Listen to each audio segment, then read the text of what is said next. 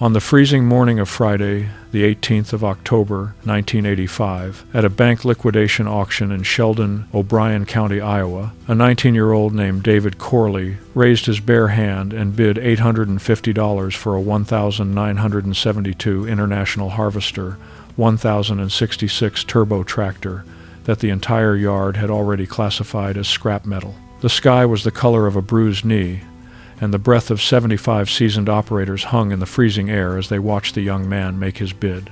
When the auctioneer acknowledged the $850, a collective, dismissive chuckle moved through the crowd. These were men who had survived the absolute worst of the 1980s agricultural depression. They knew exactly what they were looking at. During the morning preview, the massive red tractor had been started, but it refused to move forward or backward. The gears ground slightly, the engine revved, but the heavy rear wheels remained frozen to the dirt. To every experienced farmer standing in that gravel yard, the diagnosis was immediate and indisputable. The torque amplifier, the complex internal hydraulic mechanism that gave the 1066 its legendary pulling power, had completely exploded. They were not laughing to be cruel. They were laughing because a 19-year-old with a thin jacket had just voluntarily purchased a $3,000 internal repair bill on a machine that was barely worth $1,000 in scrap iron. But their judgment relied on a fundamental assumption about where the mechanical failure was actually located. They were reasoning from the external symptoms inward.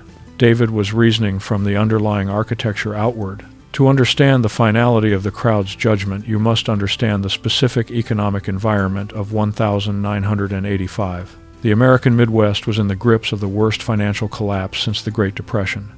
Farmland values had plummeted by over 60% in Iowa. Local banks were foreclosing on third-generation operations every single week.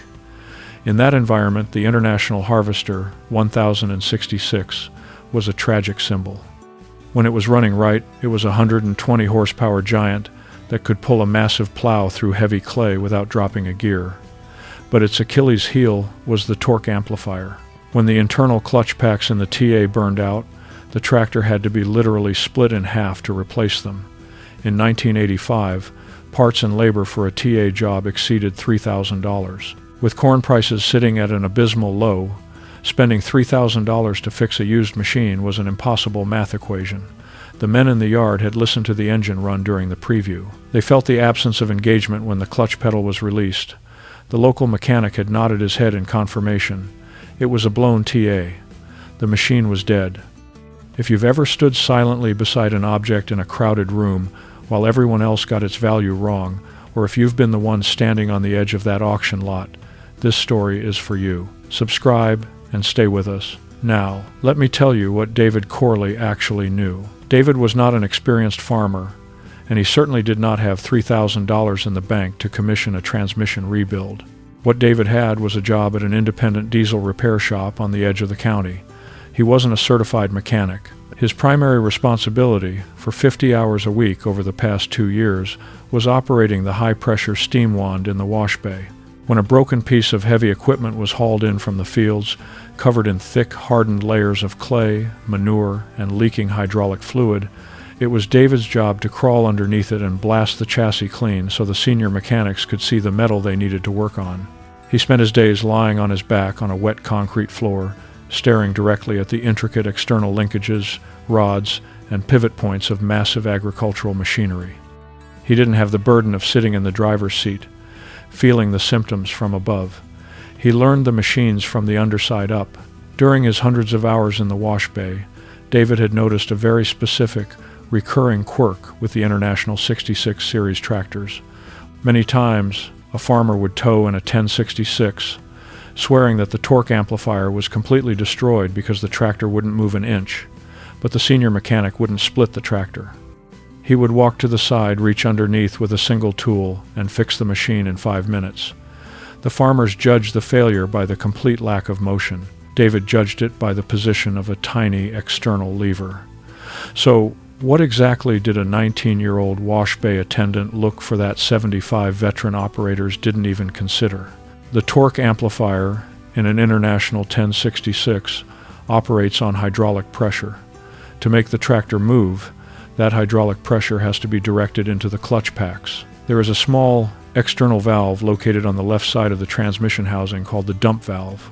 When you press the clutch pedal down, a metal linkage physically pulls the dump valve open, releasing the hydraulic pressure so you can shift gears. When you let the clutch pedal up, a cheap 10-cent steel return spring is supposed to pull the dump valve closed again, sealing the system and allowing pressure to build so the tractor can move. During the 8 a.m. equipment preview, while the crowd was listening to the engine and confirming the total lack of motion, David had walked to the left side of the machine.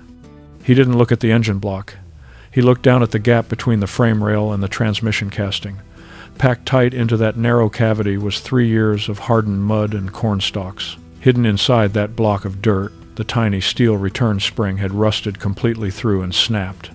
When the auction staff pressed the clutch to start the tractor, the linkage pulled the dump valve open. But without the spring, and packed with hardened mud, the valve never closed when they let the pedal back up. The transmission wasn't slipping because the heavy internal clutch packs were destroyed. It was failing to engage because the system was continuously dumping its own hydraulic pressure through a valve that was stuck open by 1/4 of an inch. The experts had listened to the engine, felt the lack of movement, and confidently diagnosed a $3,000 internal catastrophe. David had spotted a broken 10-cent spring. David didn't have a toolbox with him that morning. He didn't need one.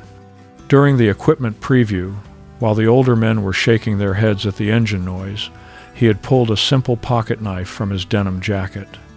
He reached into the narrow gap between the frame rail and the transmission and quietly carved away the block of hardened clay.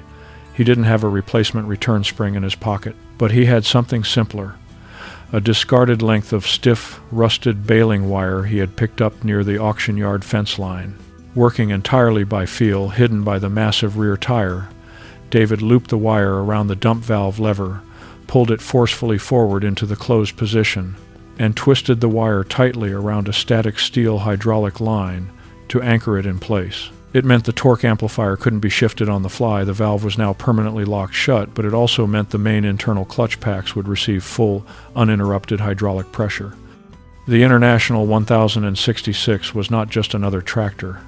It was the brute force muscle of the 1970s agricultural boom. In running condition, even in the completely crushed, cash-starved machinery market of 1,985, a functioning 1066 was easily worth $8,000.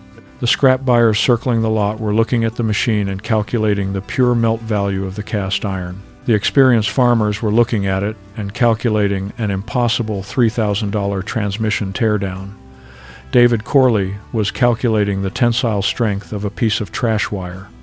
At 2:15 in the afternoon, the auctioneer finally reached the Red International. He knew the crowd's verdict just by looking at their posture. He didn't waste time trying to sell the merits of the machine. He asked for an opening bid of $1,000, met a wall of absolute silence, and immediately dropped the ask to scrap value to clear the lot. "Give me $800 for the iron." David Vance raised his hand. $850. A collective chuckle rolled through the crowd. The auctioneer didn't wait for a counteroffer. He slammed the gavel down onto the wooden podium. "Sold. $850 to the boy." David didn't hesitate. He walked to the clerk's window, paid his cash, took his receipt, and walked straight back to the 1066. The crowd of 75 men had already turned their backs, walking toward a line of grain augers, when the heavy diesel engine roared to life with a violent burst of black smoke. David didn't look at the crowd. He depressed the heavy clutch pedal, pulled the main gear lever firmly into high range, and let the pedal out. The wire held the dump valve perfectly shut. Full hydraulic pressure instantly flooded the clutch packs. The tractor didn't slip.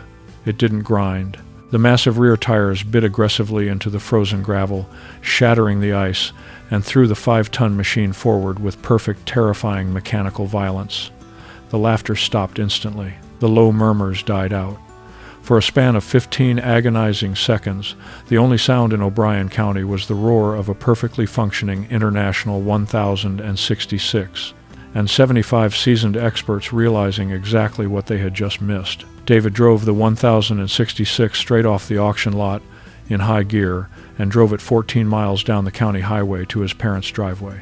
A week later, he walked into the local hardware store and spent exactly 10 cents on a proper steel return spring.